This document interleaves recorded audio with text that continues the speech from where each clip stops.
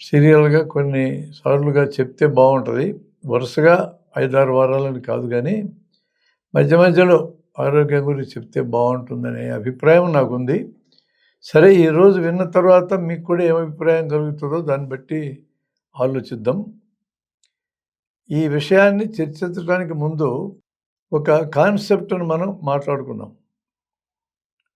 మొదటి కాన్సెప్ట్, ఆరోగ్యం వేరు, రోగం వస్తే బాగు చేసుకోవటానికి వైద్యాన్ని వాడటం వేరు. 2 వేరు వేరు. ఆరోగ్యం అనే దాన్ని ఎలా నిర్వచించారంటే, ప్రపంచ ఆరోగ్య సంస్థ వాళ్ళు మనిషి శారీరకంగా బాగుండాలా, మానసికంగా బాగుండాలా, మనుషుల చుట్టూ ఉండే సమాజం బాగుండాలా. ఈ 3 బాగుంటే బాగున్నట్టు లెక్క. బాగుండడం, వెల్ బీయింగ్. శరీరం బాగుండాలి, మనసు బాగుండాలి, చుట్టూ వాతావరణం బాగుండాలని అంటే ఏం కావాలి? కడుపు నిండా తిండి ఉండాలా. ఇప్పుడు తిండి కొంతమందికి దొరకదు, కొంతమందికి అతిగా దొరుకుతుంది. అట్లా కాకుండా అవసరమైనంత తిండి దొరకాల. అవసరమైనంత తిండి దొరకనోడికి దొరికే ఏర్పాటు ఉండాలా.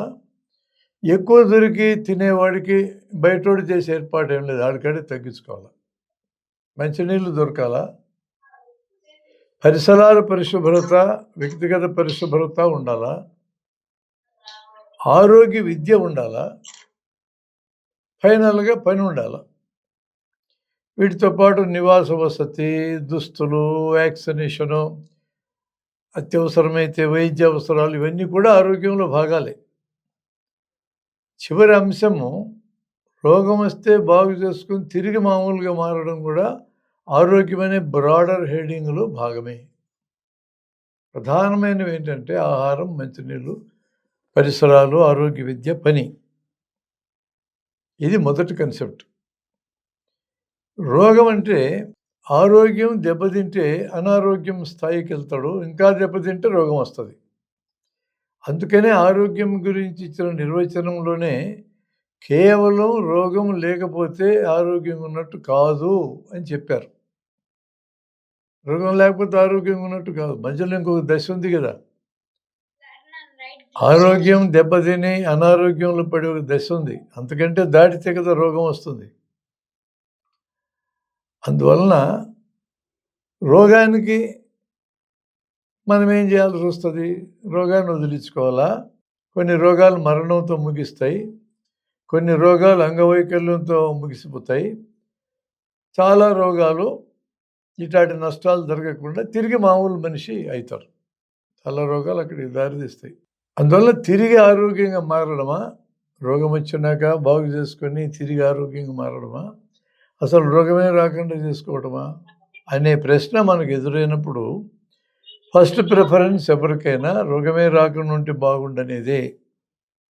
రోగం వస్తే బాగు చేసుకొని మళ్ళీ తిరిగి మామూలు లేదాం అనేది మొదటి ప్రిఫరెన్స్ కాదు. డబ్బు రూపంలో లెక్కేస్తే కూడా రోగం వస్తే బాగు చేసుకొని మళ్ళా తిరిగి మామూలు మనిషి కావడానికి 16 రూపాయలు ఖర్చు అయితే, రోగమే రాకుండా చేసుకోవడానికి ₹1 ఖర్చు అవుతుంది. 1:16 ఆ తేడా. ఉదాహరణకి ధనుర్వాతము అనే జబ్బు తీసుకుంటే, టెటనస్ టాక్సాయిడ్ అనే ఒక ఇంజెక్షన్ 3 సార్లు వేసుకుంటే ఒక్కొక్కసారి ₹15-20 ఖర్చు అవుతుంది. మనం ఖర్చు పెట్టుకుంటే ₹60 మొత్తం. ధనుర్వాతం రాధిక. ధనుర్వాతం కానీ వస్తే, రోగం వస్తే 100కి 20 నుంచి 30 మంది మరణిస్తారు. వాళ్ళ ఖరీదంతా మనం చెప్పలేం. బాగైనటువంటి వాళ్ళు 6 నెలలకు కానీ మామూలు మనుషులు కారు. ఖర్చు దాదాపు 1,00,000-2,00,000 అవుతుంది. ఇప్పుడు చెప్పండి తేడా ఎంత ఉంది? రోగం రాకుండా చేసుకోవటానికి ధనుర్వాతం విషయంలో ₹60 రాకుండా చేసుకోవటానికి అవుతుంది. వస్తే 40% మరణాలు, 6 నెలలు పని పోవడము, 6 నెలలు హెరాస్మెంటు, పైగా ఖర్చు. కొన్ని జబ్బులు ఇంత తేడా ఉంటుంది. ఒకప్పుడు మా చిన్నతనంలో కాన్పైతే బిడ్డకి ధనుర్వాతం రావడం చాలా సందర్భాల్లో జరిగేది. ఈ చూరులో పెట్టిన కొడవలు పట్టుకొచ్చి బొడ్డు కోసేవాళ్ళు, మురికి దారంతో కట్టేసేవాళ్ళు. 6వ రోజుకి జబ్బు వస్తుంది, దవడలు బిగసకపోతాయి, 24 గంటల్లో బిడ్డ చచ్చిపోయేది. తల్లులకు కూడా వచ్చేది. ఇప్పుడు ప్రభుత్వం వారు ఆరోగ్యంలో భాగం కింద వ్యాక్సినేషన్, టెటనస్ టాక్సైడ్ వ్యాక్సినేషన్ 7 నెలలో, 8 నెలలో, 9 నెలలో ఇవ్వడం వలన దాదాపుగా ఇప్పుడు కాన్పయ్యే మహిళల్లో ధనుర్వాతం జబ్బు లేదు. టెటనస్ నియోనటారం అని పసిపిల్లలకు వచ్చే ధనుర్వాతం కూడా దాదాపు లేదు. ఈ ధనుర్వాతం వలన బిడ్డలు చనిపోతారు. నేనే ప్రత్యక్ష సాక్షిని. నా చిన్నతనంలో 70 ఏళ్ల క్రితం మా అక్కకి బిడ్డ పుడితే ధనుర్వాతం చచ్చిపోయింది. అనేక మంది చూసుంటారు దీన్ని. అంటే వ్యాక్సినేషన్ రోగం రాకుండా నివారిస్తుందనే దానికి సాక్ష్యం ఇది. అందువల్ల prevention is better than cure అని అన్నదానికి కారణం ఇదే. రోగానికి వైద్యం కన్నా రోగ నిరోధం మిన్న. దీనికంటే అది మేలు. ఇదో కాన్సెప్ట్. మరి దీనికి ఏం అవసరమవుతాయి? ఆరోగ్యానికి ఆహారం, మంచినీళ్ళు, పరిసరాలు, పరిశుభ్రత, ఆరోగ్య విద్య, పని అవసరం అన్నాం. వైద్యానికి మందులు కావాలా, పరీక్షలు తయారు చేయడానికి అవసరమయ్యే పరీక్షా సాధనాలు, పరిశ్రమలు కావాలా, ఆపరేషన్లు చేయాల్సి వస్తే ఆపరేషన్ సామాగ్రి, ఆ పరిశ్రమలు కావాలా. ఇప్పుడంతా ఇన్సూరెన్స్ మయమైంది కాబట్టి లోకమంతా ఇన్సూరెన్స్ పరిశ్రమలు కావాలా, ఆసుపత్రులు కావాలా, బెడ్లు కావాలా, నర్సులు కావాలా, డాక్టర్లు కావాలా, వైద్య కళాశాలలు కావాలా, డ్రెస్సింగ్లు కావాలా, కట్లు కట్టే మనుషులు కావాలా, సబ్ స్టాఫ్ కావాలా, కాంపౌండర్లు కావాలా, నర్సులు కావాలా. ఇంత ఉంది. All these things address treatment. రోగం వస్తే బాగు చేయడాన్ని అడ్రస్ చేస్తే ఇవన్నీ. ఇప్పుడు ఒకసారి ఈ రెంటికి తేడా మీరు చూస్తే, ఆహారం, మంచినీళ్ళు అవన్నీ ప్రభుత్వం వాళ్ళు ఏర్పాటు చేయాలి. మనం ఓట్లేసి మనం పన్నులు కట్టి ప్రభుత్వం చేతికి డబ్బులు ఇస్తామే, ఈ డబ్బులలోంచి మన ఆరోగ్యానికి ప్రభుత్వాలు పూచిపడాల. అది ప్రభుత్వాలు చేయాల్సిన పని. అందుకనే కదా దాదాపు 80 కోట్ల మందికి తినడానికే తిండి సరిగా లేదని మన కేంద్ర ప్రభుత్వం వారు రేషన్ షాపుల్లో రేషన్ ఇస్తుంది. ఇంకా 3వ ఆర్థిక వ్యవస్థ అని అనుకుంటున్నాం, నిజమే, ప్రపంచంలో 3వ వ్యవస్థ. కానీ తిండికి మాత్రం 80 కోట్ల మందికి దిక్కులేదు. ప్రజల జీవన స్థాయి మాత్రం ఘోరమే. షావుకారులు మరింత షావుకారులు అవుతున్నారు, పేదోళ్ళు మరింత పేదోళ్ళు అవుతున్నారు. ఇది కాదు ఆరోగ్యంలో మనం కోరుకునేది. ప్రజలందరూ ఏ దేశ ఆర్థిక వ్యవస్థలు దాటి ముందుకెళ్తున్నామని వీళ్ళు ప్రకటిస్తున్నారో అక్కడ ప్రజల జీవన స్థాయికి మన ప్రజలు చేరినారా లేదా? ఇది గీట్రాయ్. Japan దాటినాం, Britain దాటినాం, జర్మనీని దాటినాం, రష్యాను దాటినాం. సంతోషం, దాటొద్దని ఎవరు అంటల్లా. అది క్లెయిమ్ చేసేటప్పుడు ఇది కూడా మాట్లాడాల. గొప్ప ఆర్థిక వ్యవస్థకు మారినామంటే మాకు చిప్పలిచ్చి వాళ్ళకి ఆస్తులన్నీ దోచిపెడితే ఏ మారినట్టు అనే ప్రశ్న ఒకటి ఉంటుంది. అది ప్రజల్లో అశాంతికి దారితీయచ్చు. సామాజికంగా మనుషులు బాగుండాలంటే అశాంతి లేకుండా ఉండాలా. సామాజిక ఆరోగ్యం కింద వస్తుంది అది. కాబట్టి రెండు డిఫరెంట్ ఫినామినా. ఆరోగ్యం, వైద్యం. అది అందించాల్సిన వాళ్ళు వేరు, ఇది అందించాల్సిన వాళ్ళు వేరు.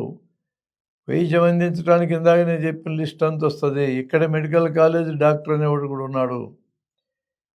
మిగతా వస్తువులు మనం కొనుక్కోవడానికి వెళ్ళినప్పుడు ఈ మాల్స్లో వస్తువుల నాణ్యత మనమే చూసి మనం కొనుక్కోగలం. అంటే వస్తువుకి మనకి మధ్య ఇంకెవడు ఉండడు. కానీ వైద్యాన్ని కొనుక్కోవాలంటే మధ్యలో రికమెండ్ చేసే మనిషి ఉంటాడు, ఆయన పేరు డాక్టరు. మందులు నేరుగా పోయి మనం కొనుక్కొని మింగడం కుదరదు. పరీక్షలు మన బుద్ధి పెట్టిన పరీక్షలు చేసుకుంటే ప్రయోజనం ఏం లేదు. నాకేదో జబ్బు ఉంది, పొట్ట కొయ్యి అని చెప్పిపోతే కుదరదు. ఈ మధ్యలో డాక్టర్ రికమెండ్ చేయాలి వీటిని. ఇది ఒక్క వృత్తిలో మధ్యలో ఒక మనిషి ఉంటాడు, అతని పేరు డాక్టరు. డాక్టర్కి వెనుక మందుల కంపెనీలు ఉంటాయి, పరీక్షా సాధనాలు చేసే కంపెనీలు ఉంటాయి, ఆపరేషన్ సామాగ్రి చేసే కంపెనీలు ఉంటాయి, ఇన్సూరెన్స్ కంపెనీలు ఉంటాయి. వెనక ఉంటారు, వాళ్ళు కనపడరు.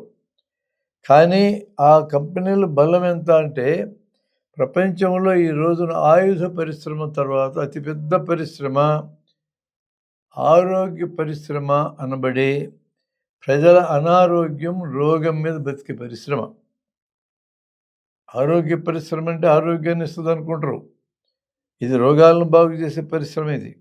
ఇది నంబర్ 2 పొజిషన్‌లో ఉంది. మెరికులస్‌గా నంబర్ 3 పొజిషన్‌లో మంచినీళ్ళ పరిశ్రమ వచ్చి కూర్చుంది. ఒకప్పుడు నీళ్లు మనం కొనాల్సిన పనిలే. బావుల్లో తోడుకుంటాం, నదుల్లో పట్టుకెళ్తాం, కాలువల్లో పట్టుకెళ్తాం. ఈరోజు బావులు లేవు, నదులు, కాలువలు కలుషితం. ఒక చుక్క నీళ్లు తాగలేం. పరమ పవిత్రమైన గంగానది చెప్పుకుంటాం. గంగానదిలో ఉన్నంత మురికి ప్రపంచంలో ఎక్కడా ఉండదు. ఒక్క చుక్క తీసుకొని మైక్రోస్కోప్ కింద పెడితే లక్షల క్రిములు కనబడతాయి. పవిత్రతకు భావజాలం ఓకే, దాని గురించి మనం ఏం మాట్లాడటంలా. నీళ్ళు ఎట్లుంటాయి, ఆ నీళ్ళని నెత్తినేసుకోవడానికి పనికొస్తాయేమో కానీ తాగడానికైతే పనికిరావు. మహాప్రమాదం. గంగోత్రి దగ్గర నీళ్ళు బాగానే ఉంటాయి, నేను కాదన్ను. కాశీ దగ్గర అయితే బాగుండవు, అంత మురికి ఉంటుంది. నదుల్ని కలుషితం చేస్తున్నాం. మనకేం ప్రేమ ఉంది నదుల మీద? కలుషితం చేయటమే మన కార్యక్రమం, అన్నిటిని పాడు చేయటమే పని. ఇప్పుడు ఈ రెండు వేరు వేరు అనుకున్నాక ఈ కన్సెప్ట్ చాలామంది చదువుకున్న వాళ్ళకి కానీ లేదా పరిపాలించేటోళ్ళకి కానీ ఉన్నదా అనే క్వశ్చన్ వస్తుంది.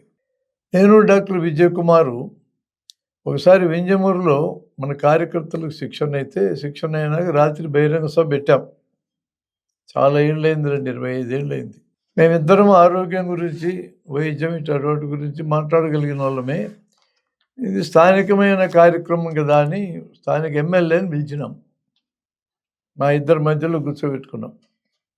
మరి ఎమ్మెల్యే అయిన తర్వాత ఆయన కాసేపు మాట్లాడమనాలిగా. ఆయన అర్ధగంట మాట్లాడినాడు. ఆశ్చర్యం ఏంటంటే మా ఇద్దరికి ఒక ముక్క అర్థం కాల. మరి ప్రజలకు ఏమర్థం ఉంటుంది? ఆయన ప్రజల ఆరోగ్యం గురించి మాట్లాడతారని మొదలెట్టి 1 నిమిషం లోపల ఆసుపత్రులు, డాక్టర్లు, పడకలు, మందులు ఇవి మాట్లాడటం మొదలుపెట్టాడు. అంటే చాలామందికి పరిపాలనలో ఉన్న వాళ్ళకు కూడా ఆరోగ్యం అంటే మందుల షాపులు, మందులు, మెడికల్ కాలేజీలు ఇవే అనుకుంటున్నారు తప్ప ఇవేవి ఆరోగ్యానికి పూచిపడేవి కావు. ఇవన్నీ వైద్యానికి పూచిపడేవి. ఇది మొదటి కన్సెప్ట్ మనకు క్లియర్ కావాలి. రెండో ముఖ్యమైన కాన్సెప్టు ఈ సబ్జెక్టు నేర్చుకోవడానికి అవసరమైంది ఏంటంటే రోగాల బరువు లేదా డిసీజ్ బర్డన్. ఏంది కన్సెప్టు? ఈ కన్సెప్ట్ చాలా కీలకం మనం ఇప్పుడు మాట్లాడుకోబోయే సబ్జెక్ట్కి. ఏ ప్రాదేశిక ఇళ్ళ లోపల ఉన్న దేశమైనా, ఇప్పుడు దేశానికి ఇళ్ళలు ఉంటాయి, ఇళ్ళ లోపల భూమి ఉంటుంది. ఈ భూమి మీద కొంతమంది మనుషులు ఉంటారు. భూమి లోపల పైన వనరులు ఉంటాయి. ఈ వనరులన్నీ మనుషులవి. దీని దేశం అంటాం. ఒక దేశ సరిహద్దుల లోపల జీవిస్తున్న జనం, ఈ జనానికి 1 సంవత్సరం లోపల ఏ రకమైన జబ్బులు ఎన్నెన్ని వస్తాయి, టోటల్ నంబర్ ఆఫ్ డిసీజెస్, ఇది డిసీజ్ బర్డన్ అంటే. వెరైటీ ఆఫ్ రోగాలు కొన్ని వేలు ఉంటాయి. అది కాదు ఇక్కడ మాట్లాడుతుండేది. కొన్ని వేల రకాలు ఇంటూ నంబర్ ఆఫ్ పీపుల్. కామన్గా వచ్చేది జలుబు. 145 కోట్ల మందికి మన దేశంలో ఒక ఏడాదిలో ప్రతి ఒక్కరికి ఒకసారి జలుబు వచ్చిందనుకోండి, అప్పుడు మనం ఎట్లా లెక్కేస్తాం దీన్ని? 145 కోట్ల రోగాలను లెక్కేస్తాం. 145 కోట్ల మందికి సంవత్సరంలో యావరేజ్న ఒక్కసారైనా తలకాయ నొప్పి వచ్చిందనుకోండి, 145 కోట్ల రోగాలు. ఒక్కసారి కొద్దిగా కడుపులో మంటో లేకపోతే అన్నం అరగకపోవడమో, కడుపులో నొప్పో వచ్చిందనుకోండి, అన్ని రోగాలే. లక్షణాల రూపంలో కనపడతాయి. లోపల రోగం ఉంటుందిగా. రోగ లక్షణాలు మనిషికి అనుకుంటాడు. రోగం ఉంటేనే కదా లక్షణాలు కనపడతాయి. ఒక్కసారి వచ్చిందనుకోండి ఇంకో 145 కోట్లు. దేశంలో ఉన్న జనమందరిలో ఒక 25 కోట్ల మందికి గుండె జబ్బులు వచ్చాయనుకోండి, 25 కోట్ల రోగాలను రాసుకోవాలి. ఒక 30-40 కోట్ల మందికి షుగర్ జబ్బు వచ్చిందనుకోండి, ఇంకో 30-40 కోట్ల రోగాలను రాసుకోవాలి. అట్లా ఈ ఇన్ని వేల రోగాలు కూడా ఒక ఏడాదిలో ఎన్ని నమోదవుతాయి? అరుదుగా వచ్చే క్యాన్సర్ జబ్బు ఒక 1000 మందికి వచ్చిందనుకోండి, 1000 రోగాలు. ఇది లెక్కేసే విధానం. బయట అభివృద్ధి అయినటువంటి దేశాలలో, పశ్చిమ ఐరోపా, బ్రిటన్, అమెరికా ఇట్లాంటి దేశాల్లో 100కి 95 నుంచి 98% ఈ లెక్క కరెక్ట్గా ఉంటుంది వాళ్ళ దగ్గర. మనలాంటి కాస్త అభివృద్ధి అవుతున్న దేశాలు, ఆఫ్రికా లాంటి చోట్ల వెనకబడ్డ దేశాలు ఇలాంటివైతే 80-90% అప్రాక్సిమేట్గా కరెక్ట్ లెక్క ఉంటుంది. ప్రతి సంవత్సరం ఈ లెక్క తీసుకుంటారు సర్వే రూపంలో.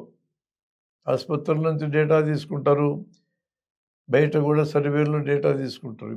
Why this data? ఈ డేటా ఎందుకు ప్రభుత్వానికి? ప్రజలందరి యొక్క ఆరోగ్య అవసరాలను ప్లాన్ చేయాలన్నా, అనగా ఆహారం, మంచినీళ్ళు, పరిసరాలు, నివాసము, వీళ్ళకి బట్టలేంటి, వీళ్ళకి చదువేలా, ఇవన్నీ ప్లాన్ చేయాలన్నా జనం ఎంతమందికి అవసరం ఉందో లెక్క ఉండాలి. ఆసుపత్రులు, నర్సులు, డాక్టర్లు, పడకలు ఈ లెక్కలేయాలన్నా ఏ రకమైన రోగం ఏ మోతాదు వస్తుంది, ఎంతమందికి వస్తుంది లెక్కలు ఉండాలి. కాబట్టి ప్రజల ఆరోగ్యానికి, ప్రజల వైద్యానికి ప్రభుత్వాలు పూచిపడాలంటే రోగాల బరువున లెక్క ఉండాల్సిందే. ఇప్పుడు మనం అసలు పాయింట్కి వద్దాం. నంబర్ ఆఫ్ డిసీజ్ గురించి కాదు, టోటల్ నంబర్ ఆఫ్ డిసీజెస్ అనేది నేను చెప్పేది గుర్తుపెట్టుకోండి. టోటల్ నంబర్ ఆఫ్ డిసీజెస్లో 80% రోగాలకి కీలకమైన వాక్యం ఇది, ఎప్పటికీ మర్చిపోకండి. ₹1 ఖర్చు లేదు, ఒక్క మందు ఆడక్కర్లేదు, ఆసుపత్రికి పోనక్కర్లేదు, డాక్టర్ని కలవక్కర్లేదు. ఇది కానీ అర్థమైతే ప్రజలకి ఎంత డబ్బు ఈ దేశంలో మిగులుతుంది, ప్రభుత్వాలకు ఎంత ఖర్చు మిగులుతుంది మీరు ఊహించుకోండి. లక్షల కోట్లు మిగులుతుంది. నేను వాడి ఉదాహరణలు మీకు చెప్తా. ఏదో పైన చెప్పినట్టు వండుకుని ఉండడానికి ఒక కాంక్రీట్ ఎగ్జాంపుల్ మీకు చెప్తున్నా. ప్రపంచాన్ని వణికించిన కోవిడ్ జబ్బు ఎగ్జాంపుల్ మీకు చెప్తా, వినండి. అది వైరస్తో వచ్చిన రోగము. చైనాలో వుహాన్ నుంచి బయలుదేరి ప్రపంచమంతా వెళ్ళింది. అది ఒక పాండమిక్, ప్రపంచాన్ని అంతా వణికించింది. లక్షల మంది మరణించారు. కోవిడ్ పాజిటివ్ అంటే కోవిడ్ని జబ్బుని తీసుకొచ్చిన క్రిమి మన శరీరంలో ఉన్నట్టే. పాజిటివ్స్లో 35 మందికి ఒక్క లక్షణం కూడా లేకుండా బాగైనారు. ఇంకొక 45 మందికి ఒక 4-5 రోజులు కొద్దిగా జలుబు, కొద్దిగా తలనొప్పి, కొద్దిగా దగ్గు వచ్చింది, 5 రోజులు తగ్గిపోయింది. ఈ 2 గ్రూపులు 35%కి లక్షణాలు లేవు, ఒక మందులాడే సమస్య లేదు, డాక్టర్ సమస్య లేదు, పాజిటివ్ అంతే. మరి మిగతా 45 మంది ఏ మందులు వాడొద్దని చెప్పినాం మేము. ఏ మందులు వాడకపోయినా బాగైంది. 45 + 35 ఇట్ ఈజ్ 80. ఇందాక ఏం చెప్పా, 80% రోగాలకి ఖర్చు లేదు, మందు అక్కర్లేదు, డాక్టర్ అక్కర్లేదు, ఆసుపత్రి అక్కర్లేదు అని చెప్పా. కోవిడ్ లాంటి భయంకరమైన జబ్బు, అందరికీ పరిచయమైన జబ్బు, ఈ జబ్బు కూడా 80%కి మందులు అక్కర్లా, డాక్టర్లు అక్కర్లా, ఆసుపత్రులు అక్కర్లేదు. That is the fact. International స్టాటిస్టిక్స్లో క్లియర్గా మనకి తెలిసినటువంటి విషయం. ఇక మిగిలిన 20 మందిలో 15 మందికి జ్వరం కొంచెం పెరిగింది, దగ్గు కొంచెం పెరిగింది, జలుబు కొంచెం పెరిగింది, కొంచెం ఆయాసం వచ్చింది. ఈ లక్షణాలు పెరిగితే వైద్యశాలకు వెళ్ళమన్నాం. వైద్యశాలలో ట్రయేజ్ అనే పద్ధతి ద్వారా వాళ్ళంతా పరీక్ష చేసి వీళ్ళని ఆసుపత్రుల్లో ఉంచాలా, లేకపోతే 10-15 రోజులు పరిశీలనలో పెట్టాలా అని నిర్ణయిస్తారు. నీ ఇంట్లో ఐసోలేషను, నీ ఇంట్లో ఉండలేకపోతే ప్రభుత్వం వాళ్ళు ఏర్పాటు చేసిన ఐసోలేషను. ఈ చోట్లలో 20 మందిలో 15 మంది బాగా ఇంటికి వెళ్ళారు. అంటే అక్కడ కొంచెం ఖర్చు ప్రజలన్నా పెట్టుకొని, ప్రభుత్వాన్న పెట్టుకొని కొంచెం మందులు ఆడారు, మంచి ఆహారం పెట్టారు, బాగైంది. ఆసుపత్రి అక్కర్లా, ప్రభుత్వం వారి ఐసోలేషన్ అయిన ఆసుపత్రి లేదు, ఇంట్లో ఐసోలేషన్ ఆసుపత్రి లేదు. డాక్టర్ ఒక్కసారి చూశాడు అంతే, క్లోజ్. 15 రోజుల తర్వాత రమ్మన్నారు. ఇక 5గురు మిగిలారు. ఈ 5గురిలో ఇతర జబ్బులు ఉన్నోళ్ళు, కాంప్లికేషన్లు ఉన్నోళ్ళు, షుగర్, బీపీలు ఉన్నోళ్ళు, ఇలాంటి వాళ్ళకి లక్షణాలు ఎక్కువైనాయి. వీళ్ళకి పరీక్షలు అవసరమైంది, మందులు అవసరమైంది, ఖర్చు అయింది, డాక్టర్లు అవసరం, ఆసుపత్రులు అవసరం. ఈ మొత్తంలో 35, 45, 15, 5 4 గ్రూపుల్లో టోటల్ మీద మన దేశంలో 0.9 అనగా 1000కి 9 మంది మరణించారు. ఇక్కడ ఒక పాయింట్ చూడాలి. ఏమంటే కరోనా వైరస్ శరీరంలోకి పోయినాక, శరీరంలో రోగనిరోధక వ్యవస్థని ఉద్దీపన చేసినాక తర్వాత 2 వారాలకు 3 వారాలకు కదా రక్షక పదార్థాలు తయారవుతాయి, యాంటీబాడీస్. మరి 35 మందికి ఒక్క లక్షణం లేకుండా ఎట్లా పోయింది? మరో 45 మందికి కూడా పెద్ద ఇబ్బంది లేకుండా ఎట్లా బాగైందని క్వశ్చన్కి దెర్ ఇస్ అన్ ఆన్సర్. ఇతర కమ్యూనికబుల్ డిసీజెస్, అంటువ్యాధులకి వచ్చినటువంటి రోగ నిరోధకత కరోనాకు కూడా పనిచేసింది. ఇంకా ఆన్సర్ లేదు అందుకంటే. Cross immunity. చనిపోయినటువంటి వాళ్ళు చాలామంది ఉన్నారు, బాగా తిరుగుతున్న వాళ్ళు మన మధ్యలో చనిపోయినారు. కాబట్టి మనకు భయం వేసింది. కానీ ఈ వైరస్ కూడా 180 మందిని ఏం చేయాల. కరోనా జబ్బు అంటే కోవిడ్ జబ్బు ఎదుటివారికి రాకుండా ఉండడానికి ఒక్క పైసా ఖర్చు లేకుండా మనం చేయదగిన పనులు అని చెప్పి మేము ప్రచారం చేసినాం. విజ్ఞాన వేదికే కాదు, మనలాంటి మిత్రులు చాలామంది ప్రచారం చేశారు. 6 అడుగులు దూరం ఉంటే నీకు జబ్బు రాదు. దగ్గినప్పుడు మన తుంపర్లు 3 అడుగులు, తుమ్మినప్పుడు 6 అడుగులు పోతాయి. 90% వైరస్ దగ్గినప్పుడు, తుమ్మినప్పుడు నేల మీద పడుతుంది.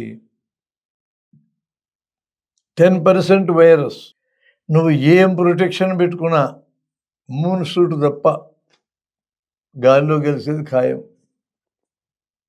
2020 జూలై చివరిలో ప్రపంచ ఆరోగ్య సంస్థకి 237 మంది శాస్త్రజ్ఞులు ఒక లెటర్ ఇచ్చి, మీరు దగ్గినా తుమ్మినా జబ్బు వస్తుంటున్నారు, గాలిలో కలుస్తుంది 10% వైరస్ అని చెప్పినారు వాళ్ళు.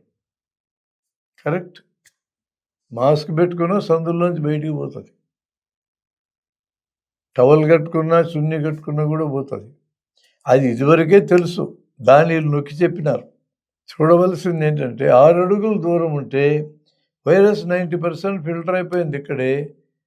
6 అడుగుల అవతల 10% వైరస్ గాలిలో కలిస్తే డైల్యూట్ అయిపోతుంది, పలసబారిపోతుంది. పలసబారిన వైరస్ రోగము తీసుకురావడానికి దాని బలం చాలదు, రోగ నిరోధక శక్తి తీసుకురావడానికి సరిపోతుంది. కాబట్టి గాలిలో కలిసిన వైరస్ మనకు ప్రమాదం కాదు. దగ్గినప్పుడు తుమ్మినప్పుడు డైరెక్ట్గా మన ముఖాన్ని పడ్డదే ప్రమాదం. కాబట్టి 6 అడుగులు దూరం మెయింటైన్ చేయండి.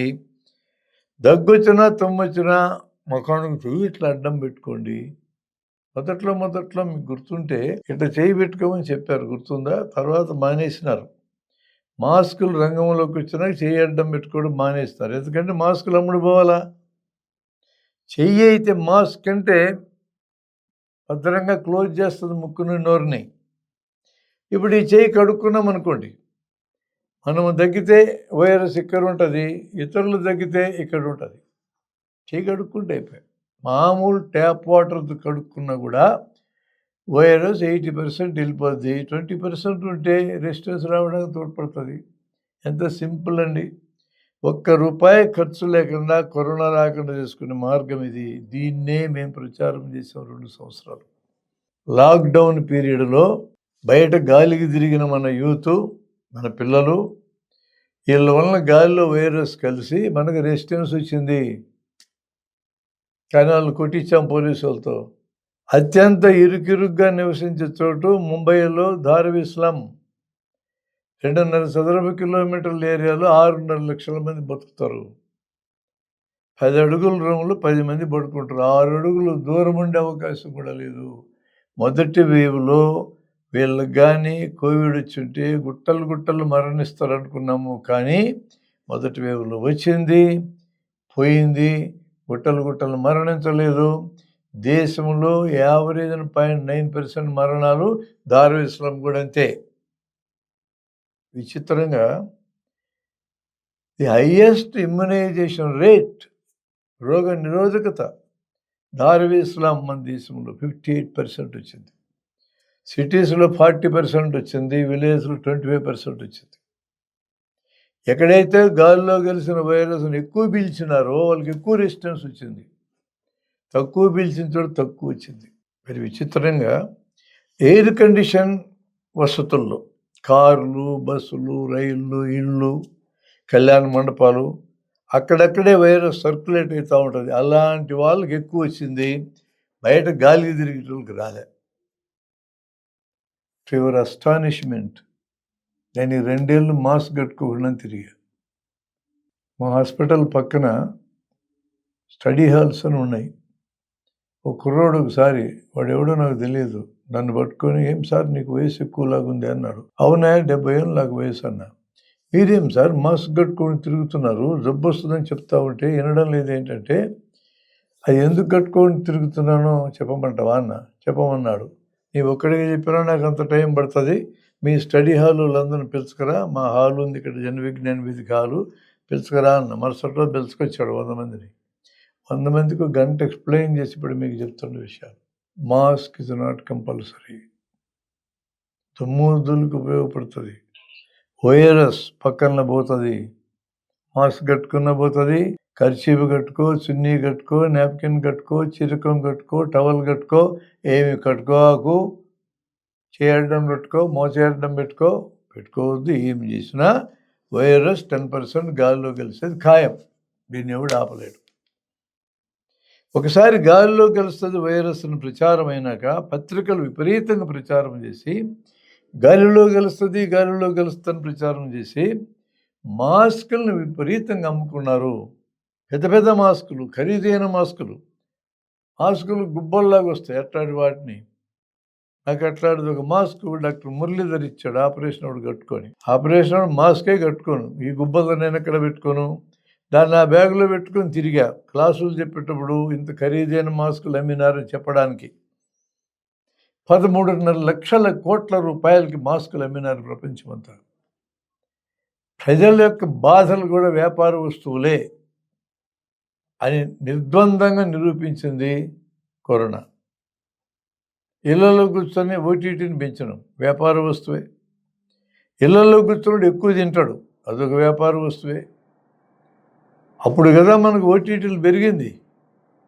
అలా రామాయణం వేయించుకున్నాం, ఇదివరకు వేయించుకుంది కాక. వ్యాపారం మొదట్లో భయపడ్డరు, డబ్బున్నోళ్ళు కూడా, ఒకరిద్దరు చచ్చిపోయారు కాబట్టి. ఎయిర్ కండిషన్ ఫెసిలిటీస్లోనే జబ్బు ఎక్కువ పాకింది. వుహాన్ నుంచి విమానాల్లో వచ్చినారు, వాళ్ళ ద్వారా పాకింది. కార్లు, ఎయిర్ కండిషన్ కార్లు, రైళ్ళు, కళ్యాణ మండపాలు, ఇళ్ళలు ఉండేళ్ళకి ఎక్కువ వచ్చింది. ఎయిర్ కండిషన్ వసతులు వాడుకోగలిగే వాళ్ళు ఎక్కువ మంది. మధ్యతరగతి వారిలో చాలామందిలో అంటువ్యాధులు తక్కువ. అంటువ్యాధులు తక్కువైతే అంటువ్యాధులకు వ్యతిరేకంగా రెసిస్టెన్స్ ఎక్కువ రాదు. అలా రెసిస్టెన్స్ తక్కువ వచ్చిన వాళ్ళు ఎక్కువ మంది మరణించారు. దానికి ఇంకో సాక్ష్యం కూడా చెప్తా. వెస్ట్ యూరోపు, బ్రిటను, అమెరికా లాంటి చోట్ల 50 ఏళ్ళ క్రితం అంటువ్యాధులను జయించినారు వాళ్ళు. కాబట్టి వాళ్ళకి జనరల్ ఇమ్యూనిటీ లేదు. అక్కడ మరణాలు 5 to 10% పాజిటివ్స్ మరణించినారు. మన దేశంలో 0.9 మరణించినారు. ఆఫ్రికా మనకంటే దరిద్రులు ఉండే ప్రాంతం, అది 0.3% మరణించినారు. All this clearly tells my population. Corona 80%కు వైద్యం అక్కర్లేదు. ఆల్ వైరల్ ఫీవర్స్ 80% వైద్యం అక్కర్లేదు. మనకి జ్వరాలు వస్తాయి, షార్ట్ వైరల్ ఫీవర్స్ అంటారు వాటిని. షార్ట్ వైరల్ ఫీవర్స్ 5 రోజుల్లో తగ్గిపోతాయి. బ్రిటన్ లాంటి నేషనల్ హెల్త్ సర్వీస్, జాతీయ ఆరోగ్య వ్యవస్థ ఉంటుంది అక్కడ.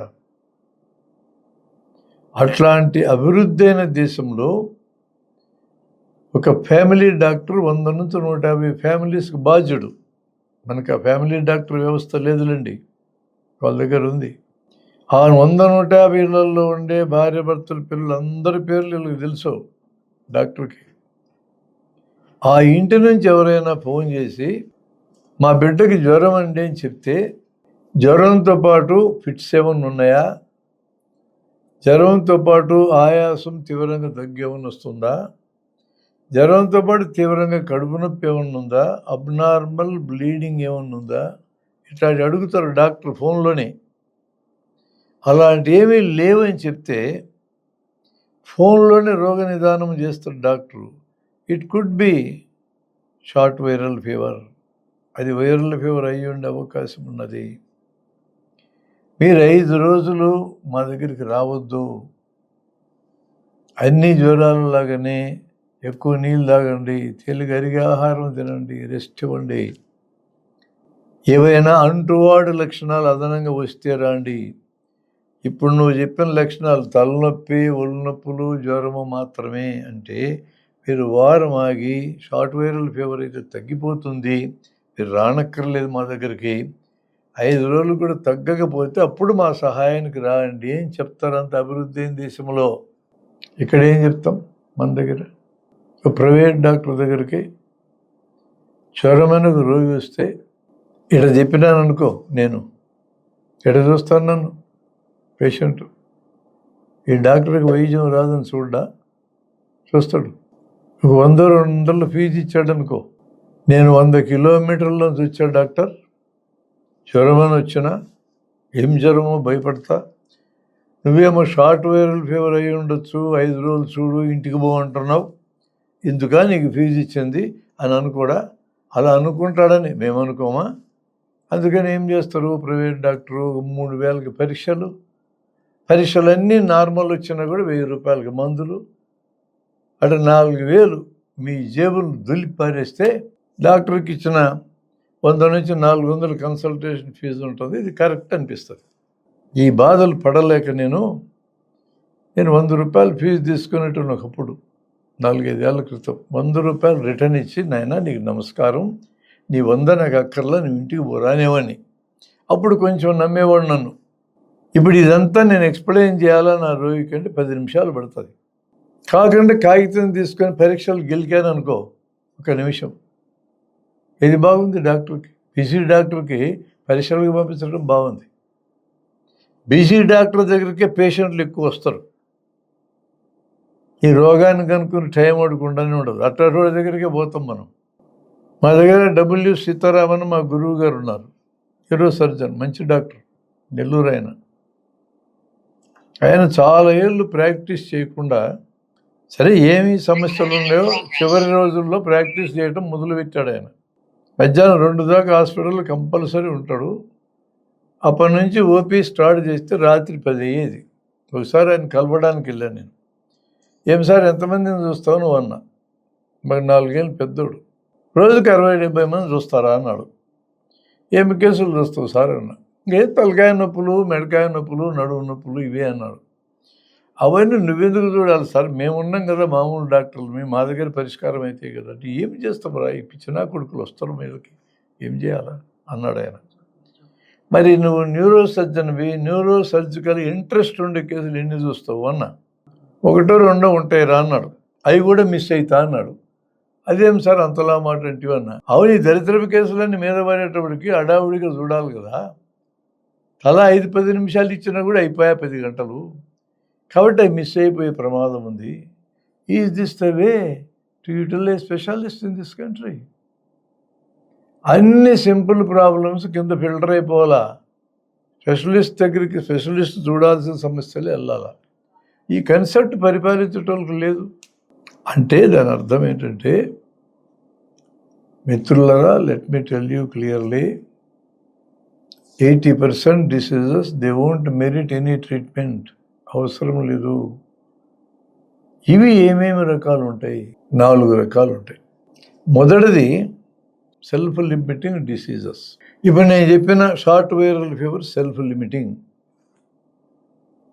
Most of the viral fevers, most of the viral affections self limiting.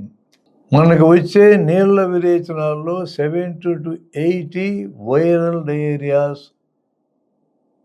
డయేరియాలో నీళ్లు బయటికి పోతాయి కాబట్టి నీళ్లు నింపుతూ ఉండాలి చాలు.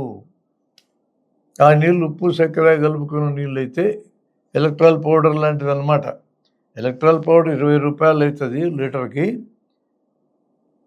లీటర్ నీళ్ళల్లో చారెడు చక్కెర ఇలా పెట్టి ఒక 3 ఏళ్ళతో వచ్చే ఉప్పు కల్లు వేసి నీళ్లు తయారు చేసుకొని ఆ నీళ్ళు ఒక చుక్క నాలుగు మీద వేసుకొని ఎంత ఉప్పుగా ఉండాలా, చెమటంత ఉప్పుగా ఉండాలి. ఎక్కువ ఉప్పు ఉంటే కాదు నీళ్ళు పోయండి, తక్కువ ఉప్పు ఉంటే కొంచెం ఉప్పు వేయండి. ఈ నీళ్ళు పెద్దవాళ్ళు అయితే గంటకి 2 లీటర్లు తాగాల. పిల్లలకైతే వయసును బట్టి బరువును బట్టి తగ్గిస్తాం. ఇంట్లో తయారు చేసుకోవచ్చు ఎలక్ట్రాల్ పౌడర్. ఇలా తాగితే చాలు. డయేరియా అనేది ప్రొటెక్టివ్ ఫినామినా. ఈ పేగుల్లో ఏదో గిట్టనటువంటి పదార్థం చేరితే దాన్ని బయటికి పంపడానికి పేగులు ప్రయత్నం చేస్తున్నాయి. చాలా డిసీజెస్లో లక్షణాలు ప్రొటెక్టివ్ ఫినామినా. జ్వరం ప్రొటెక్ట్ చేయడానికి, మనల్ని వార్నింగ్ చేయడానికి వచ్చింది. నొప్పి, ఎక్కడ నొప్పి ఉంది ఈ భాగానికి రెస్ట్ ఇవ్వు, అదే రికవర్ అయిందని చెప్పడానికి నొప్పి వచ్చింది. నొప్పి ఉంది కాబట్టి మనం విచ్చలవిడిగా వాడము దాన్ని. ఉదాహరణకి కుష్టు జబ్బు గతంలో ఎక్కువ ఉండేది. వాళ్ళకి స్పర్శ తెలియదు, వేళ్ళకి నొప్పి తెలియదు కాబట్టి అట్నే వాడేస్తారు. ఏళ్ళు మొత్తం పోయి 3 చేతులు మిగులుతాయి. నొప్పి తెలిస్తే దాన్ని వాడం. నొప్పి ప్రొటెక్టివ్ ఫినామినా. జ్వరం ప్రొటెక్షన్ కోసం ఉంది, డయేరియా ప్రొటెక్షన్ కోసం. ఇవన్నీ సూత్రప్రాయంగా శరీర ధర్మాల ప్రకారం రక్షించడానికి వచ్చినవి. అవి ఎక్కువైతే మనకి ఇబ్బంది అవుతుంది. ఇప్పుడు జ్వరం ఉంది, రక్షించడానికి వచ్చింది. అదే 104, 106 అయిందనుకో, దాంతోనే చచ్చిపోతాం. అప్పుడు జ్వరాన్ని తగ్గించాలి. జ్వరం మోడరేట్గా కొద్దిగా ఉంటే జ్వరానికి విడిగా మందక్కర్లే. జ్వరానికి కారణం ఏందో పరిష్కరిస్తే చాలు. కొన్ని కారణాన్ని పరిష్కరించాలి. అన్ని జ్వరాలు 100కి 100 జ్వరాలు ఇటు నేను చెప్పిన దాంట్లో రావు, 80 వస్తాయి ఆ గ్రూపులోకి. సెల్ఫ్ లిమిటింగ్ ప్రాబ్లమ్స్ చాలా పెద్ద సంఖ్య. రెండవ గ్రూపు, అది రోగమే కాదు, మనం రోగం అనుకుని డాక్టర్ దగ్గరికి పోతాం. గుండెలో చురుక్కు అంటది, అది కండరాల నొప్పి. గుండె జబ్బు చురుక్కు అని రాదు అసలు. పైపొట్టలో కానీ, ఎదురు ఎముకనకు కానీ, ఎడం పక్క కానీ వస్తుంది. కడుపులో మంటలా కానీ, గుండెల్లో మంటలా కానీ, బరువెత్తినట్టు కానీ, బిగదీసినట్టు కానీ వస్తుంది. ఎడం పక్క చేతికి కానీ, మెడకు కానీ, దవడకు కానీ పోతుంది. ఇట్లా వస్తుంది గుండె నొప్పి. హార్ట్ అటాక్ అయినా, హార్ట్ పెయిన్ అయినా ఇట్లే వస్తుంది. చురుక్కని రానే రాదు.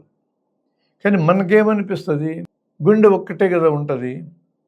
కాళ్ళు అయితే 2, చేతులు అయితే 2, కళ్ళు అయితే 2, కిడ్నీస్ 2, ఊపిరితిత్తులు 2, ఒకటి పోతే ఇంకొకటి ఉంది కదా అనిపిస్తుంది మనకి. సైకాలజీ అండి. ఒకే బిడ్డ ఉంటే తల్లిదండ్రులు ఎక్కువ టెన్షన్ పడతారు బిడ్డకు జబ్బు వస్తే. 2 బిడ్డలు ఉంటే అంత టెన్షన్ ఉండదు. మరి 2 బిడ్డలు నీ బిడ్డలే కదా, మరి టెన్షన్ అంటే తగ్గిందంటే అంతేది. 2 ఉంటే అంతర్లీనమైన జవాబు ఏంటంటే ఒకరు పోతే ఇంకొకరు ఉంటారని దాని అర్థం. ఇటు చెప్తే కోపం వస్తుంది కానీ జనానికి కాదు, నేను అనుకుంటే సైకాలజీ అది. అందుకని 2 కళ్ళు కన్ను పోయిన లెక్క చేయం, 2 మూత్రపిండాలు 1 పోయిన లెక్క చేయం. గుండె ఒకటే ఉండేది, అమ్మ పోతే ఎట్లా, ఆ భయంతో చురుకు వాళ్ళందరూ డాక్టర్ దగ్గర తేలుతారు. ఇప్పుడున్న హెల్త్ కల్చర్ అనేది మారింది కాబట్టి దగ్గరుండి డాక్టర్ దగ్గరికి వెళ్ళాం. అప్పైనా చేసి కార్డియాలజిస్ట్ దగ్గరికి వెళ్తాం. కార్డియాలజిస్ట్ అంటే గుండె జబ్బుల్లో హయ్యెస్ట్ స్పెషలిస్ట్ ఆయన అసలు మిస్ అయినాడు అనుకోండి, ఒకవేళ నిజంగా గుండె జబ్బు అయి ఉండి మిస్ అయితే పైన చూసి గుండె డాక్టర్ దగ్గరికి పోతే కనుక్కోలేని జనం తిడతారు కదా, ప్రమాదం కదా. అక్కడ తిడితే ఆయన గౌరవం పోతుంది, మర్యాద పోతుంది, ప్రాక్టీస్ పోతుంది. అందుకని ఆయన ఒక్కరిని కూడా మిస్ కాకూడదని అన్ని పరీక్షలు చేయిస్తాడు. ఈసీజీ, ఈకో, ట్రెడ్మిల్లు, ఇంకా వీలైతే కొరోనరీ యాంజియోగ్రామ్, మళ్ళీ రక్త పరీక్షలు మొత్తం ఒక 4-5 వేలు మినిమం. యాంజియోగ్రామ్ తీస్తే 10,000 అవుతుంది అనుకోండి. చురుక్కని ఇంత ఖర్చు అవుతుంది. నేనేం చెప్తున్నా అంటే చురుక్కు అనే పద్ధతిలో గుండె జబ్బు ఎప్పటికీ రాదు. That won't merit any treatment అక్కర్లేదు. అలాంటి ట్రీట్మెంట్ అక్కర్లేని జబ్బులు ఫుల్ ఉన్నాయి. పెళ్ళి డిన్నర్కి వెళ్ళినావు, ఈ మధ్య పెళ్ళిళ్ళు 50 ఐటములు 60 ఐటములు ఇట్లా కదా పెళ్ళిళ్ళు చేస్తున్నారు. అన్ని ఐటములు మనం తినాలి కదా అనుకొని తింటే నీ కడుపు నొప్పి ఖాయం. కడుపు నొప్పి వస్తే కడుపు నొప్పి చూసి డాక్టర్ దగ్గరికి పోతాం, గ్యాస్ట్రోఎంటరాలజిస్ట్ ఆయన. మరి ఆయన దగ్గర కూడా మిస్ కాకూడదని చెప్పి ఖచ్చితంగా గొంతులోంచి గొట్టం వేస్తాడు. మీకు 1000-1500 అవుతుంది. ఒక 2 మాటలు మాట్లాడితే తెలుస్తుంది నీకు కడుపు నొప్పి ఎందుకు వచ్చిందో. ఏమన్నా తిన్నావా అంటే అవును సార్ డిన్నర్ తిన్నా, పెళ్ళికి వెళ్ళినా అంటారు. ఒక పూట మానేస్తే పరిష్కారం అవుతుందిరా స్వామి. ఇప్పుడు సెలవు ఈ పొట్టకి పరిష్కారం అవుతుంది. అది చెప్పాలి డాక్టర్. అది చెప్తే ఆయనట బతకాలా? ఏమో రేర్గా 100లో ఒకటికి అల్సర్ ఉందేమో మిస్ అవుతుంది కదా, అందరికీ గొట్టాలేస్తాడు. అందుకే మీరు చూడండి, గ్యాస్ట్రోఎంటరాలజిస్టు అప్పర్ జిఐ ఎండోస్కోపీ అనే రిపోర్ట్లో ఏముంటాయి? గ్యాస్ట్రైటిస్, డ్యూడెనైటిస్, ఈసోఫేజైటిస్ ఇటు రాస్తే అర్థమేసి వస్తుందని మీకు. GERD gastro oesophageal reflux disease grade 1, grade 2, grade 3, grade 4 ఇటు రాస్తుంది. ఎవడికి అర్థం కాకుండా అందరికీ అర్థమయ్యే భాష రాస్తే మా లెవెల్ ఏముంది ఇక. అందుకని మందు అసలు పేరు రాస్తే మీకు అర్థమవుతుంది, కంపెనీ పేరు రాస్తాం మేము. నువ్వు దేశమంతా ఎతికినా కూడా దొరకదు ఆ మందు, మా మందుల షాపులో దొరుకుతుంది. అట్లా జాగ్రత్తగా రాస్తాం మేము. 199 GERD ఉంటుంది. ఒకటి ఉంటుంది క్యాన్సరు లేకపోతే అల్సరు. ఆ ఒకడు మిస్ కాకుండా ఉండాలంటే అందరికీ చేయాలి కదా అంటాం. మీరేం చేస్తారు ఇక? ఇందాక ఈసీజీ డాక్టర్ తీస్తాడననే, ఈసీజీ నార్మల్ వస్తుంది అనుకో, ఎందుకంటే పెద్ద డాక్టర్ దగ్గరికి వెళ్ళని నేను చెప్పాను అనుకో, ఆయన మళ్ళీ ఈసీజీ తీస్తాడు. ఏం చెప్తాడు? నిన్నటి ఈసీజీలో మీ గుండె యొక్క నిన్నటి పరిస్థితి తెలుస్తుంది, ఈరోజు ఈసీజీలో ఈరోజు పరిస్థితి తెలుస్తుంది, కాబట్టి తీయాలి కదా అంటే మీరేమి చేస్తారు ఇక? మీ దగ్గర ఆర్గ్యుమెంట్ ఏముంది?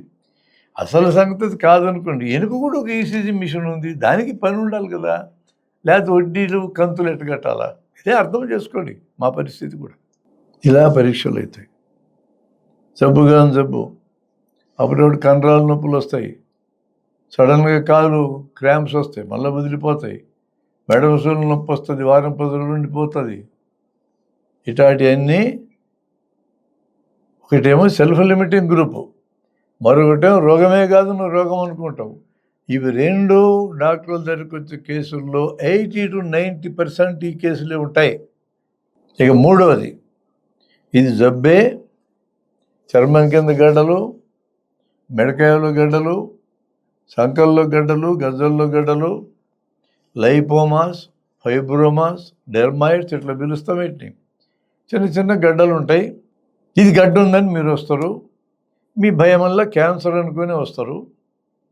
ఇవి క్యాన్సర్లు కాదు, ఇవి పెరగవు, తగ్గవు, మందులు పనిచేయవు, ఉంటాయి అట్లే నువ్వు చచ్చిపోయేదాకా నీ అంటే ఉంటాయి. గబగబా పెరిగిన గడ్డ, నొప్పి చేసిన, చుట్టూ చర్మానికి అతుక్కొని పోయినా, పుండుబడిన, ఈ 4 సందర్భాల్లో మాత్రమే నువ్వు డాక్టర్ దగ్గరికి వెళ్ళాలి. ఇది చెప్పాలి మేము. గడ్డుంది నిజమేనయ్యా, తీయమంటే తీస్తా, 4-5 వేలు ఖర్చు అవుతుంది, తీయాల్సిన పని ఏముంది, వదిలేయి దాన్ని, చేతి దగ్గర కదా సార్ అసహ్యంగా ఉంటుంది కదా అంటారు. పొడుగు చేతులు చొక్కా వేసుకో, ఎవరికైనా చూస్తే బాగుంటుంది కదా సార్ అంటాడు.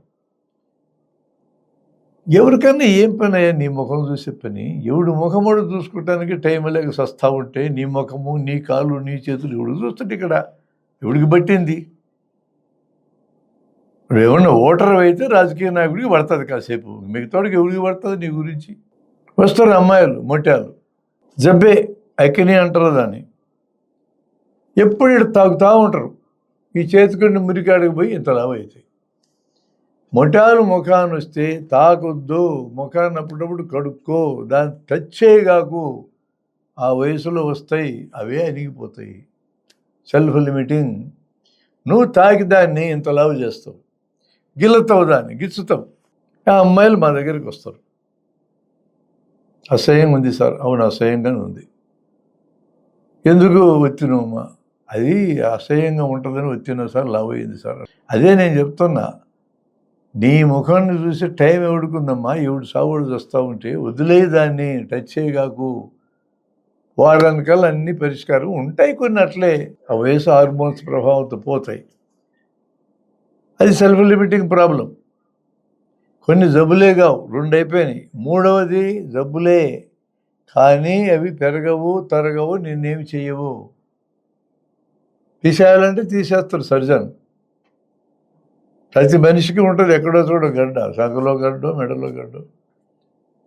మెడలో సింగిల్గా ఉండే గడ్డలు ఏం చేయవు. ఒకదాని కూడా అతుక్కుంటే అది టీబీ అయి ఉండొచ్చు. అట్లా ప్రత్యేక పరిస్థితుల్లో డాక్టర్లు చెప్తారు నీకు. 4వ రకం ఉంది. ఈ 80%లో పడే వాటిల్లో వైద్యం అక్కర్లేని రోగాలు ఈ సైకోసొమాటిక్ రోగాలు. మానసిక ఒత్తిడి పెరిగితే శరీరంలో దాని ఫలితాలు పడతాయి. దాదాపు 40 రకాలు ఉన్నాయి ఇట్లాంటి.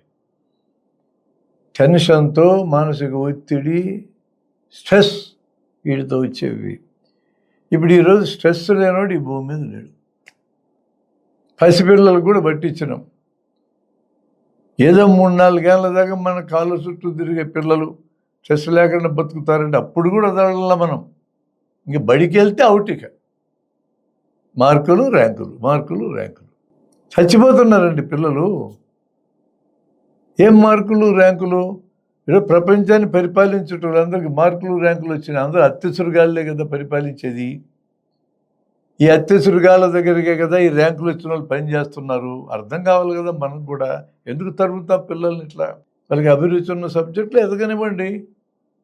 పెద్దోళ్ళు అవుతారు వాళ్ళు అని అనుకోం. బడికి వెళ్తేనేమో మార్కులు ర్యాంకులు గొడవ, చదువు పూర్తయితే ఇంటర్వ్యూలు గొడవ, ఉద్యోగం వస్తే బాస్ హెరాస్మెంట్ గొడవ, పెళ్ళి కాకపోతే ఒక స్ట్రెస్సు, పెళ్ళి అయితే ఇంకో స్ట్రెస్సు. అడ్జస్ట్మెంట్లు చేత కాదు. అవి నేర్చుకొని కదా పెళ్లి చేసుకొని సావాలా. ముందు నేర్పించుంటే ఎవడు ఉన్నాడు ఇక్కడ? అమనాలకే తెలియదు, పిల్లలకి ఏమి నేర్పిస్తారు? పంతులేమో బిల్లు ఎక్కువ మంది. పిల్లలంటే ప్రేమ ఉండి పంతులు ఎంతమంది ఉన్నారు? యుక్త వయసు, టీనేజీ 13 to 19. శరీరంలో మార్పులు వస్తాయి, శరీర ధర్మాల్లో మార్పులు వస్తాయి, భావోద్వేగాలలో మార్పులు వస్తాయి, మనస్తత్వంలో మార్పులు వస్తాయి. ఈ మార్పులకి అర్థమేందో వాళ్ళకి అర్థమే సావదు. తల్లిదండ్రులు చెప్పాలా, ఆడపిల్లలకి అమ్మలు, మగపిల్లలకి అయ్యలు చెప్పాలా, వాళ్ళకి తెలియదు. కనీసం బళ్ళో ఆడపిల్లలకి టీచర్ అమ్మలు, మగపిల్లలకి టీచర్ అయ్యలు చెప్పాలా, వీళ్ళు చెప్పరు. సిలబస్ కాదు అంటూ ఉంటారు. ఏమి సిలబసే? దిబ్బలు వేసుకోవడానికి 35% మార్కులు ఇస్తే పాస్ అవుతారు, సగమేమో ఛాయిస్లో పోతాయి. ఏమి సిలబస్ తరుగుతా పిల్లల్ని పాస్ కావడానికి? ఎంత గొడవ రావాలా మార్కులు అని అంటావు. 5 సంవత్సరాలు ఒక అమ్మాయికి 600 వచ్చినాయి 10th క్లాసులో. ఎంత స్ట్రెస్ ఉంటుంది ఆ పిల్లల మీద ఇంటర్మీడియట్లో. ఇక్కడ కూడా 1000కి 1000 రావాలని ఉండదా ఒత్తిడి? బతుకుతుందా పిల్ల ఇట్లా ఒత్తిడి పెడితే? అమ్మనాన్నలకి ఎక్స్పెక్టేషన్లు, పిల్లలకి ఎక్స్పెక్టేషన్లు. ఇంత మార్కులు ర్యాంకులు వచ్చేటోళ్ళకి 6 నెలలు అయినాక ఆ పాత పరీక్ష మళ్ళీ పెట్టండి, డుమ్మ అవుతారు, ఎవరు పాస్ గారు. ఇంత మాత్రం దానికి ఇంత సత్తాయించడం ఎందుకు? స్ట్రెస్. We are creating stress. ప్రతి వాక్ ఆఫ్ లైఫ్లో ఉండాలి స్ట్రెస్. మన ఊరికి తిట్టుకుంటాం కానీ రాజకీయాలు ఉండాలని ఆలుకున్నంత స్ట్రెస్ ఎవరికి లేదు. ప్రజలకి ఎట్ట మాయ మాటలు చెప్పాలా, కొత్త మాయ మాటలు ఎట్లా చెప్పాలి, ఎట్లా నమ్మించాలి, ఎట్లా బురిడి కొట్టించాలి, ఎట్లా ఓటు సంపాదించుకోవాలా, మాట వినకపోతే వాడికి డబ్బులు ఇచ్చేటోడు సంపాదించాలా, డబ్బులు ఇచ్చేటోడు సంపాదించడం గెలుస్తోలేదు అనుమానం వస్తే ఎక్స్ట్రా ఓట్లు ఎట్లా లెక్క పెట్టాలా, అక్కడ కూడా గెలుస్తోలేదు అనుమానం వస్తే ఓట్లు లేకుండా చేసేది ఎట్లా? ఎంత బాధ చూడండి పాపం వాళ్ళకి. స్ట్రెస్ ఉంది వాళ్ళకి కూడా. డాక్టర్కి స్ట్రెస్, ఇంజనీర్కి స్ట్రెస్, లాయర్కి స్ట్రెస్. స్ట్రెస్ లేనోడే లేడు. దీంతో వచ్చే సైకోసొమాటిక్ రోగాలు ఫుల్. స్ట్రెస్ ఎట్టు పోగొట్టుకోవాలో మనం నేర్పిస్తే ఈ రోగాలన్నీ పోతాయి. ఇప్పుడు 4 రకాల జబ్బులు చెప్పాను, సెల్ఫ్ లిమిటింగ్ ప్రాబ్లమ్స్ అనే పేరుతో. సెల్ఫ్ లిమిటింగ్ ప్రాబ్లమ్స్ ఒక గ్రూపు, రోగాలు అనుకుని వస్తుంది ఇంకో గ్రూపు. అది జబ్బే, ఏం చేయదు, ఉంటాయి అట్లే, నిన్నేం చేయబడినది ఇంకో గ్రూపు. సైకోసొమాటిక్, మానసిక ఒత్తిడి తెచ్చే గ్రూపు. ఈ 4 కలిసి 80%లో పడతాయి. మిత్రులారా, టోటల్ డిసీజ్ బర్డన్లో 80% so called diseases they won't merit any treatment. మందు అక్కర్లా, ఖర్చు అక్కర్లా, డాక్టర్ అక్కర్లా, ఆసుపత్రి అక్కర్లేదు. దీని డీటెయిల్డ్ స్టడీ మా డాక్టర్లు చేయగలరు. ఒక్కో గ్రూప్కి ఏమేమి జబ్బులు వస్తే ఎన్యూమరేట్ చేసి మీకు ఇవ్వగలము. దీనికి సంబంధించిన ఒక చిన్న ప్రయత్నం మనం చేశాం. ఇదే ఆ బుక్ పేరు. మీరే వైద్యం చేసుకోవచ్చు అనే పేరుతో 200 పేజీలు బుక్ చేశాం. ఇందులో రోగాలు బరువు అనే కన్సెప్ట్ ఉంటుంది. డిసీజ్ 80%, 10%, 5 and 5% వర్గీకరణ. ఈ వర్గీకరణలో మొదటి భాగాన్ని ఈరోజు మీకు నేను చెప్పా. తర్వాత 10% భాగం మరొకటి, 5% భాగం, మళ్ళీ 5% భాగం, వాటన్నిటిని కూడా ఈ బుక్లో మనం వివరించినాం. ఈ పుస్తకం PDF వర్షన్ ఆల్రెడీ మనం పెట్టున్నాం. ఇది 200 రూపాయలు దీని ముఖాన్ని రాసి ఉంటుంది. 100 రూపాయలు అయితే ఖర్చు వస్తుంది. హార్డ్ కాపీ ఉంటే అప్పుడప్పుడు ఇటు చదువుకోవచ్చు కదా, ఫోన్లో చదవలేమని అనే బాధ ఉన్నట్టు బుక్ తెప్పించుకోండి. మన ఆర్గనైజర్లకు చెప్పండి, పంపిస్తారు. దగ్గర పెట్టుకోండి, ఎప్పుడు రెడీ రికార్డర్. నేను చెప్పిన చాలా ప్రాబ్లమ్స్ కింద ఆన్సర్ దొరుకుతుంది. ఈ రోజుకు నేను ఇక్కడ 80% గురించి వివరించిన ఇక్కడికి ఆపి ఇంకో సెషన్లో ఫ్యూచర్లో దీన్ని కంటిన్యూషన్ చేస్తా. ఈ సిరీస్లో ఏమేమి ఉన్నాయంటే, కొంచెం మందులు, కొంచెం ఖర్చు అయ్యే జబ్బులేంటి, కొద్దిపాటి శిక్షణ ఇస్తే మనమే పరిష్కరించుకోగలిగే జబ్బులు ఏంటి అనే వాటిని మనం వివరిస్తాం. కొంచెం మందులు, కొంచెం ఖర్చు అయ్యే జబ్బులు 300-400 ఐడెంటిఫై చేసి దానికోసం మరో బుక్ వేసినాం మనం, ప్రజల ఆరోగ్యం ప్రజల చేతుల్లో. కానీ అది 800 పేజీల బుక్. అది చాలా ఏం లేదు, మనం వేయటం మొదలుపెట్టి 30 ఏళ్ళ నుంచి నడుస్తుంది. ఫ్రెష్ ఎడిషన్ కూడా వచ్చింది. అది కావాలన్నా కూడా మనం అందుబాటులో తేగలం. ఈ పుస్తకానికి మరొక ఉపయోగం ఏంటంటే, క్లాస్ రూమ్లో 5 నిమిషాలు పిల్లల్ని ఎలా మనం ఇగ్నైట్ చేయాలనే దానికి పనికొచ్చే సబ్జెక్టులు దీంట్లో ఉంటాయి. నేను లాస్ట్ టైం మాట్లాడిన దాంట్లో టీచర్ల హ్యాండ్ బుక్ అని ఈ బుక్ కూడా చూపించా. ఇందులో దాదాపు 300 అట్లాంటి ఐటమ్స్ ఉంటాయి. దీంట్లో ఇంకో 200 ఐటమ్స్ ఈ పుస్తకంలో ఉంటాయి. 500 ఐటమ్స్ క్లాస్ రూమ్లో పిల్లలకి మనం 5 నిమిషాల్లో చెప్పచ్చు. ఈ 2 పుస్తకాలు ఆ యాక్టివిటీ గైడ్కి ఉపయోగపడతాయి. ఇంకొంత లోతుగా చెప్పాలంటే ప్రజల ఆరోగ్యం ప్రజల చేతుల్లోకైనా 800 పేజీల పుస్తకం కూడా మనం ఉపయోగించుకోవచ్చు. తరువాత సిరీస్లు మిగతా చెప్తా. వీటిలో మనం మొదటే చెప్పుకున్నట్టుగా ప్రథమ చికిత్స వస్తుంది, తర్వాత ఆరోగ్యంలో మూఢనమ్మకాలు వస్తాయి, ఆరోగ్యంలో అలవాట్ల పాత్ర వస్తుంది, ఆరోగ్య కల్చర్ అనేది వస్తుంది, మెడికల్ వైద్య విద్య ఎలా ఉండాలనేది వస్తుంది. దాని మీద ఒక బుక్ వేసాం మనం. ఇవన్నీ సీరియల్గా వరుసగా కాకుండా, వరుసగా ఆరోగ్యం అంటే చచ్చిపోతారు మీరు, అప్పుడొకటి నేను చెప్తా. ఈ రోజుకి ఇక్కడతో ఆపేస్తున్నా. ఇప్పుడు మాట్లాడుకున్నంత వరకు మీకు ఏమైనా సందేహాలు ఉన్నా, వివరం కావాల్సి వచ్చినా నేను మాట్లాడతాను. Thank you very much for giving this opportunity. భావతరంగానికి హాజరయ్యే అందరికీ కూడా నేను శుభాకాంక్షలు తెలుపుతూ సబ్జెక్ట్ ఆపుతున్నా. ప్రశ్నలు జవాబులకి నిర్వాహకులు పూనుకోండి. Okay, thank you.